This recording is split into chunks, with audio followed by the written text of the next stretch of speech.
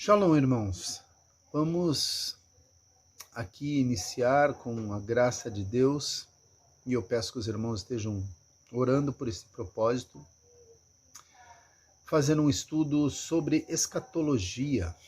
Escatologia, uma palavra que vem da tradução grega, que quer dizer estudo das coisas do fim, eschatos logia, estudo das coisas, dos acontecimentos finais. E temos esse propósito, que envolve muito o livro de Apocalipse, mas não só o livro de Apocalipse, mas desde o princípio da Bíblia, para que nós possamos compreender de uma forma bíblica, sem misticismo, sem confusão, sem divisão de pensamentos ou de ideias que se fizeram no meio da igreja de uma maneira tão triste, e possamos compreender qual é a vontade de Deus no esclarecimento que é deixado para nós através das Escrituras. A palavra de Deus diz aqui em Isaías 46, Isaías 46, verso 10, de que vocês atentem, confiram na palavra. Na linguagem da Almeida atualizada, ele fala com clareza essas palavras, dizendo assim, que Deus anuncia o fim desde o princípio. Na minha tradução diz aqui, desde o princípio anunciei o fim, ou o futuro, desde a antiguidade, aquilo que não acontecera. Eu afirmo, meu propósito será realizado e certamente farei tudo que me apraz.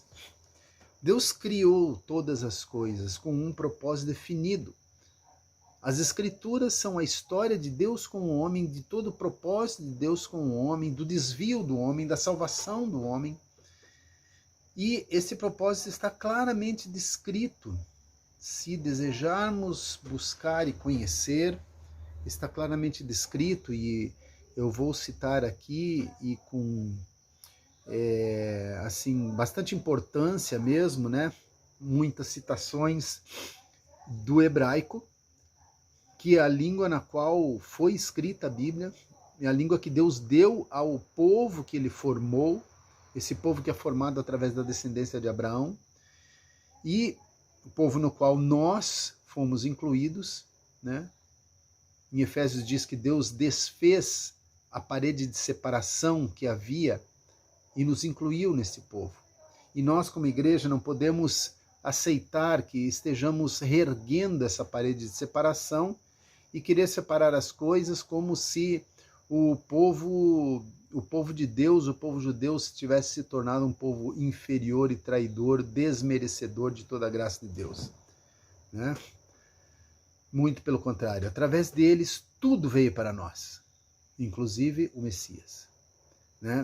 Então, no início, já Deus anuncia isso. No princípio, diz assim, no princípio criou Deus os céus e a terra.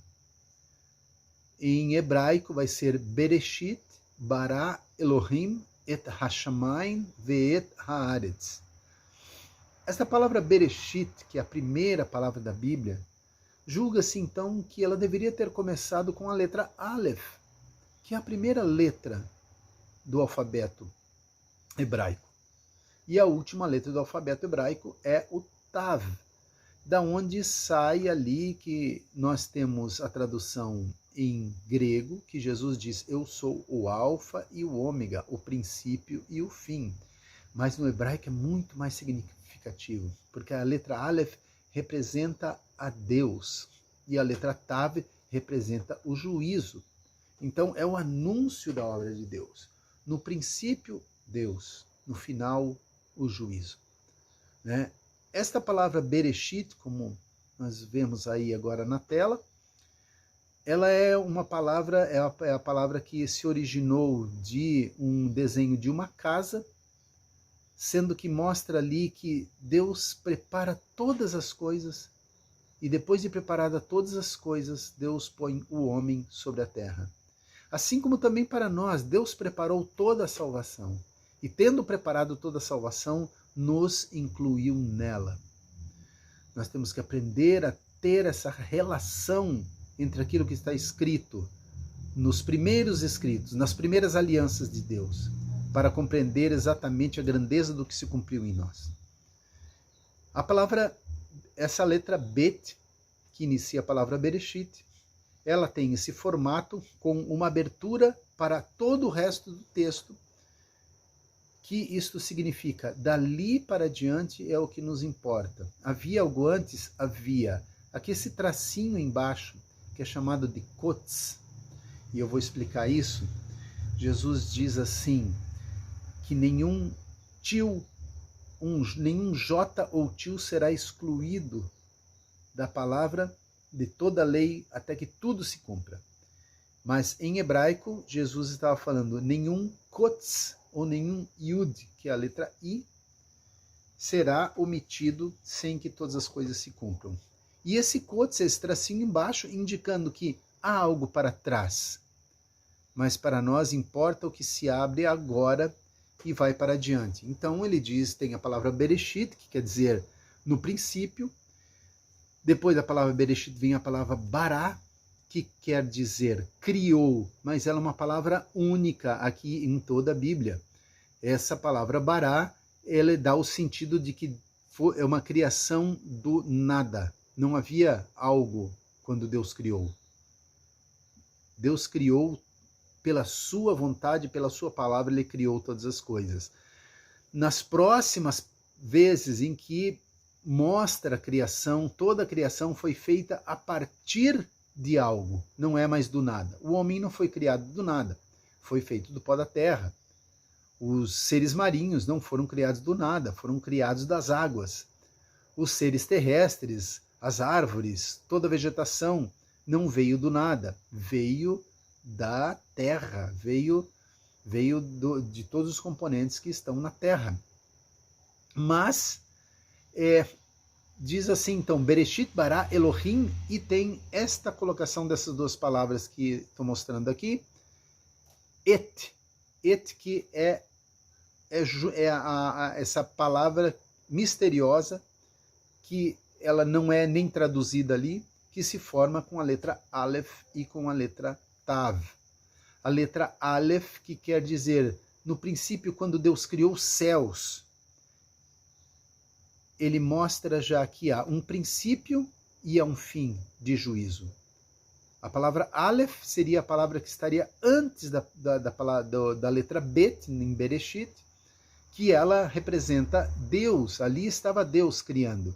E no final, Deus estará trazendo o juízo a respeito de todas as coisas, tomando as contas a respeito de todas as coisas. E então diz, Et Hashamayim, que é os céus, e Veet, e a terra. Veet Haaretz. Haaretz é a terra. Então, a terra também foi criada com esse propósito. Foi criada com um propósito inicial e com um propósito final. E esse propósito final vai ser um juízo de prestação de contas. Juízo não é algo que necessitasse ser algo assustador para nós. Juízo é a prestação de contas. Se a tua vida tem um bom juízo, será uma boa prestação de contas, em que vamos receber galardão de Deus. Agora, se a nossa vida, embora vivendo com Deus, for uma vida relaxada, haveremos de prestar um juízo, e a palavra diz que se a obra de tal for queimada, este será salvo, todavia, como pelo fogo. Isto não está falando de pessoas que viveram dissolutamente ou viveram em pecado. Não se engane com este evangelho barato. Está falando de pessoas que, embora tenham vivido com Deus, tenham vivido de uma maneira superficial. Mas de maneira nenhuma alguém que viveu dissolutamente, deliberadamente em pecado. Esses ficam de fora. E Tendo em vista isso, queria fazer uma breve colocação para termos uma ideia, mais ou menos, dos pontos do nosso estudo, falando rapidamente aqui a respeito da parábola das 10 virgens. Essa parábola das 10 virgens, ela se encontra principalmente no capítulo 24 de Mateus, e esse capítulo 24 de Mateus é o último capítulo da história da humanidade. Ali Jesus fala a respeito do fim e do juízo sobre todas as coisas. E após ele falar, e após as perguntas que são mencionadas pelos discípulos, então Jesus lança 3 parábolas para responder as perguntas, né? A parábola do servo fiel, a parábola das 10 virgens e a parábola dos talentos, né? Que é a prestação de contas. E eu só quero citar rapidamente essa parábola das 10 virgens, que está ali no meio delas. E, por exemplo, nós vemos o seguinte: tudo tem uma representação muito grande, muito séria. Por que Jesus falava em parábolas? Para que aqueles que realmente desejassem entendessem. E aqueles que estavam superficialmente ali não entenderiam nada, ficariam boiando literalmente. Né? Então, as parábolas, elas muitas vezes falam de coisas figurativas, algumas vezes de coisas, de fatos reais, e muitas vezes também de ilustrações futuras, de ilustrações proféticas, né? Como é essa parábola das 10 virgens. Então, a parábola das 10 virgens começa dizendo que eram 10. Eu quero aqui que nós possamos questionar a parábola das 10 virgens e tentar achar as respostas. Por que eram 10? Será que Jesus citou aleatoriamente? Vamos ver um número aí, 10 é bom. Né?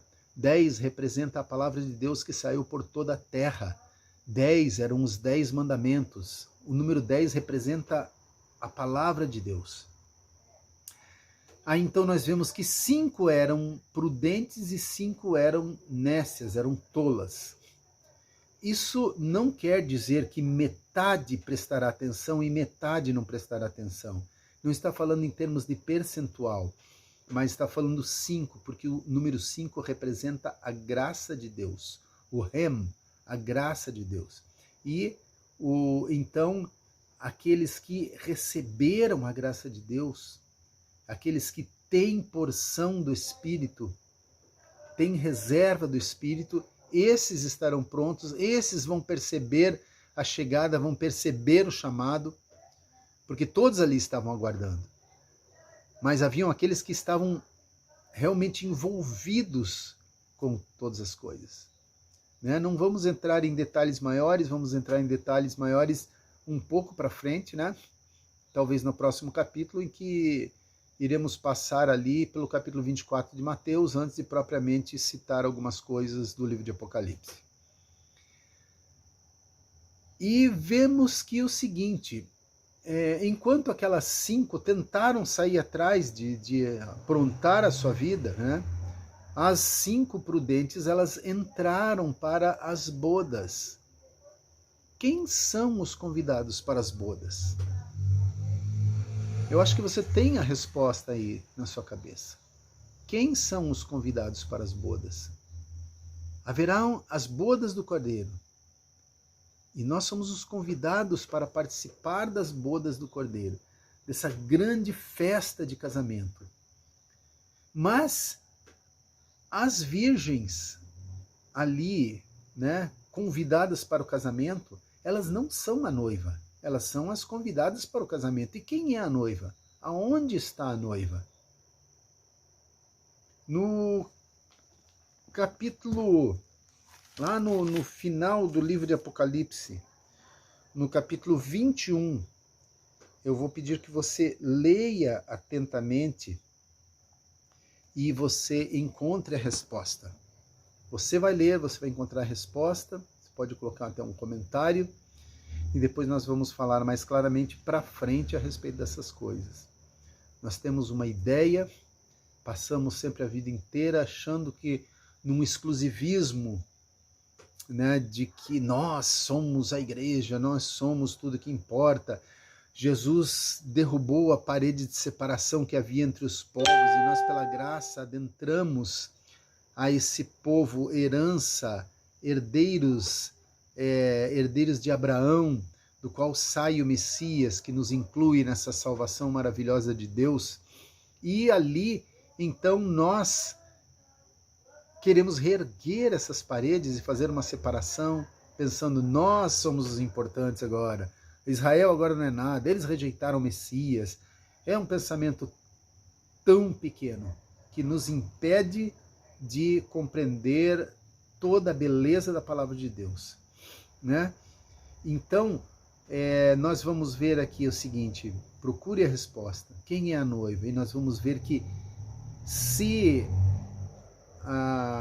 Paulo faz a comparação do relacionamento do marido e mulher, me refiro a Cristo e a igreja, como Cristo, sendo que a igreja, até essa parte aí, grande parte dela, né, a igreja na sua totalidade começou somente com os judeus. Depois começou a haver a inclusão de gentios que receberam o evangelho através desses judeus que foram dispersos pela perseguição. Então a igreja é judeus e gentios unidos num só povo, sem barreira de separação alguma, porque assim Deus o fez, né? Temos que ter esta visão das coisas para que possamos compreender qual é o propósito total de Deus, em que nós chegaremos ao fim, ao tempo do arrebatamento da igreja, ao tempo de estarmos com o Senhor, ao tempo de realmente o Senhor descer para reinar e participarmos dessa grande festa, dessas bodas. Tá? Nós vamos parando por aqui este primeiro estudo e depois vamos seguindo. Foi necessário fazer uma explicação mais ampla, embora talvez os irmãos já tenham ouvido muito falar disso, mas deixar aqui registrado claramente nesse estudo para que possamos prosseguir agora daqui para diante. Que o Senhor nos abençoe, que o Senhor possa me dar graça pela oração dos irmãos, para que possa trazer um material fiel, um material